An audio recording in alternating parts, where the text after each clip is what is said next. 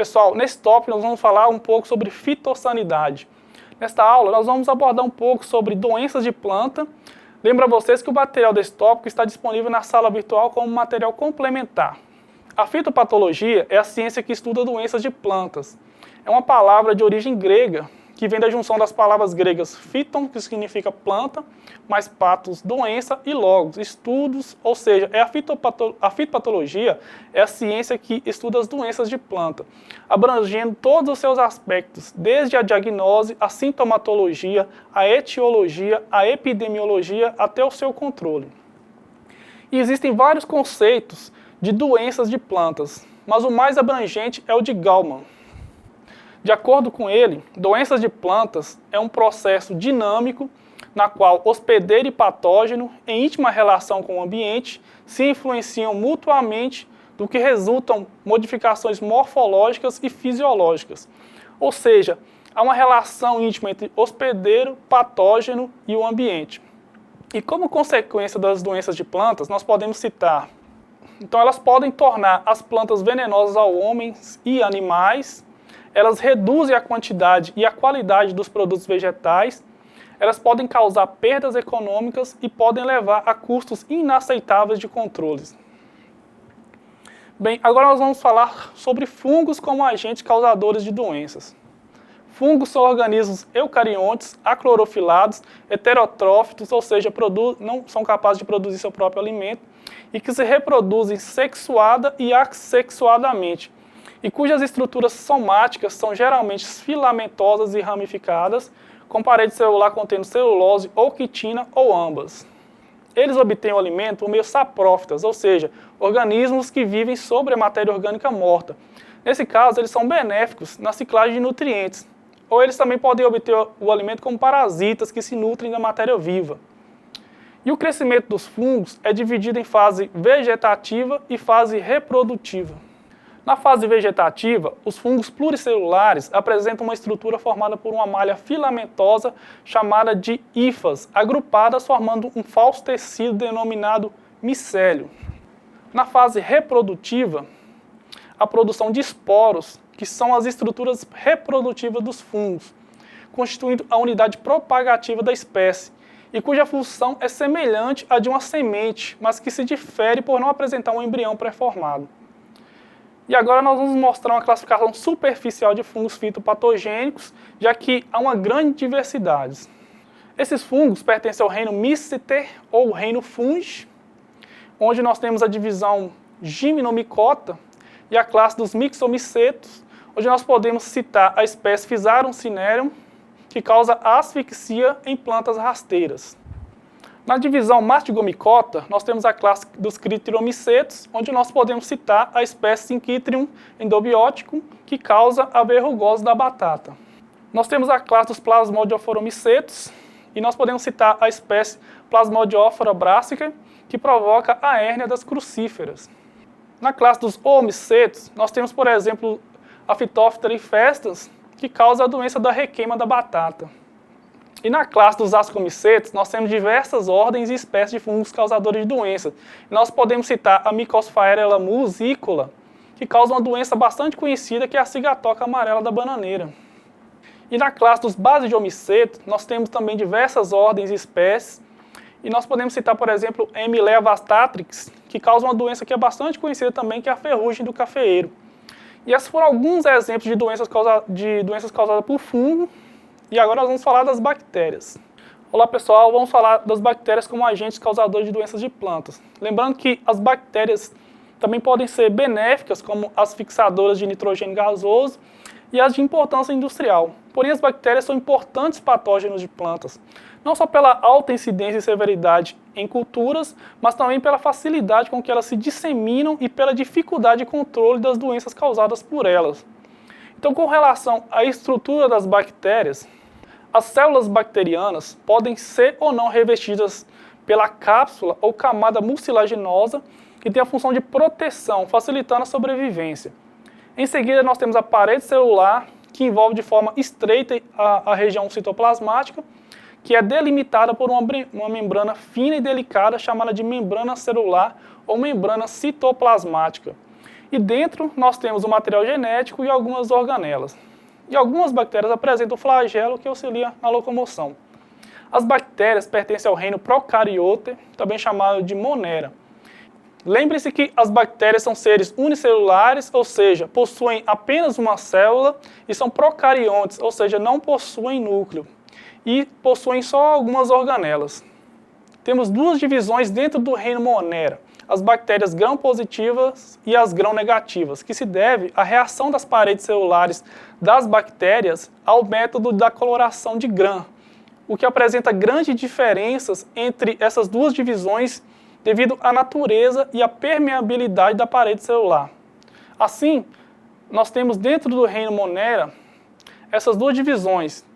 E nós temos a divisão Glacilicute, que são as bactérias gram-negativas, e nós podemos citar o gênero Erwinia, que causa a podridão mole. Nós temos também o gênero Ralstonia, que causa murcha bacteriana em solanáceas e bananeira. Temos o gênero Agrobacterium, que causa galhas em coroa, principalmente em plantação de rosa. E com relação à divisão Firmicutes, que são as gram-positivas, nós podemos citar os gêneros Clavibacter, que causa o cancro bacteriano em tomateiro, o gênero Streptomyces, que pode causar a sarna da batata, e nós temos algumas medidas de controle para as bactérias fitopatogênicas, que são o uso de material propagativo sadio, remoção e queima de plantas infectadas, desinfestação de instrumentos e das mãos, rotação de cultura, uso de variedades resistentes e controle químico, principalmente com compostos à base de cobre, e também antibióticos. E também podemos utilizar o controle biológico. Pessoal, agora nós vamos falar dos vírus como agentes causadores de doenças de plantas. As características gerais dos vírus de plantas são: eles são parasitas obrigatórios, eles têm presença de um só tipo de ácido nucleico, que pode ser o DNA ou RNA, em cadeias simples ou duplas. Ele tem a incapacidade de crescer e se dividir autonomamente. Eles dependem de célula hospedeira para replicação e executar funções vitais. Ele replica somente a partir do seu próprio material genético. Tem ausência de informações para a produção de enzimas do ciclo energético e tem ausência de informação para a síntese de RNA de transferência e ribossomos. E os componentes estruturais dos vírus são o genoma, o capsídeo, o capsômero, o nucleocapsídeo, o envelope, e toda a estrutura do vírus é chamada de vírion.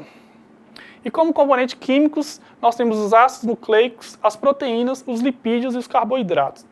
Os vírus pertencem ao reino dos vírus, e normalmente o vírus de planta é nomeado pelo tipo de doença ou sintomatologia apresentada pelo hospedeiro. Por exemplo, nós temos o vírus do mosaico ou mancha anelar do mamoeiro, que pertence ao gênero Potivírus e que causa a mancha anelar ou mosaico do mamoeiro. Nós temos o vírus do mosaico comum do feijoeiro, que pertence ao gênero Potivírus e que causa a doença chamada de mosaico comum do feijoeiro. Temos outro exemplo, que é o vírus da tristeza dos citros, que pertence ao gênero Closterovírus e que causa a doença chamada de tristeza dos citros. E as principais formas de transmissão do vírus podem ser, por exemplo, transmissão por insetos, principalmente da ordem Homóptera, como os arfídeos, as cigarrinhas e as moscas brancas. E além disso, nós temos transmissões por sementes, fungos, nematóides, ácaros, órgãos de propagação vegetativa, grãos de pólen e plantas parasitas superiores. E como forma de controle do vírus, nós podemos citar o uso de variedades resistentes, a eliminação do vetor, remoção e destruição da planta afetada, eliminação do hospedeiro intermediário, emprego de sementes certificadas e mudas também. E como forma de controle dos vírus, nós podemos citar o uso de variedades resistentes, a eliminação do vetor, remoção e destruição da planta afetada, eliminação do hospedeiro intermediário e emprego de sementes e mudas certificadas, entre outros. E por último, pessoal, vamos falar dos nematóides como agentes causadores de doenças. Nematóides são animais do sub-reino Metazoa e do filo Nemata. Eles possuem simetria bilateral e são pseudocelomados, ou seja, a cavidade geral do organismo, onde se alojam todos os órgãos, não é revestida por um tecido especializado. E a palavra nematóide vem do grego, que significa em forma de fio. e nós damos o nome de nematóides para os eumintos parasitas de plantas. Os nematóides se movimentam através de movimentos serpentiniformes entre as partículas do solo, sempre em um filme de água.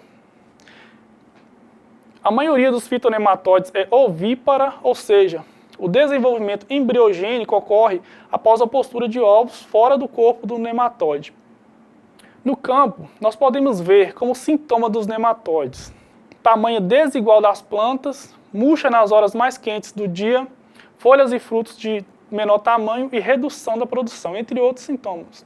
Na planta, os sintomas podem ser, entre outros, sistema radicular denso, com formação excessiva de raízes laterais, ou sistema radicular deficientes e pobres. Nós também temos como sintoma as galhas nas raízes, que são parecidos com os tumores. Também ocorrem em outros órgãos, como tubérculos, bulbos, ou qualquer parte da planta em contato com o solo.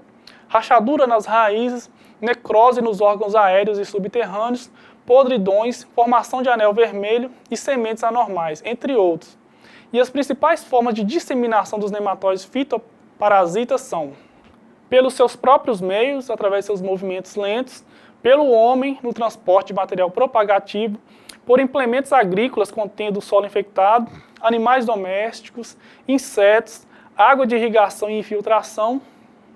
E nós temos alguns exemplos de nematóides e doenças causadas por eles, como por exemplo, o Heterodera glycinis, que é o nematóide do cisto da soja, o Meloidógene incógnita e javanica, que causa as galhas, que são esses tumores nas raízes, e o Pratylenchus brachyurus, que causa lesões radiculares. E nós podemos citar como forma de controle os métodos culturais, com práticas como rotação de cultura, incorporação de matéria orgânica, variedades resistentes, entre outros. Nós podemos citar os métodos biológicos, como o uso de organismos predadores, como fungos específicos. Nós podemos citar como método físico a esterilização do solo através do calor úmido e de partes da planta pela água aquecida, e métodos químicos como o uso de nematicidas. Assim nós terminamos a nossa terceira aula. Espero que vocês tenham aproveitado e absorvido o máximo possível. Não esqueçam de postar suas dúvidas no ambiente virtual e participar dos fóruns de discussões. Lembre também da importância de ler o caderno didático, e nós também temos um material complementar que está disponível no ambiente virtual. Então até a nossa próxima aula. Obrigado.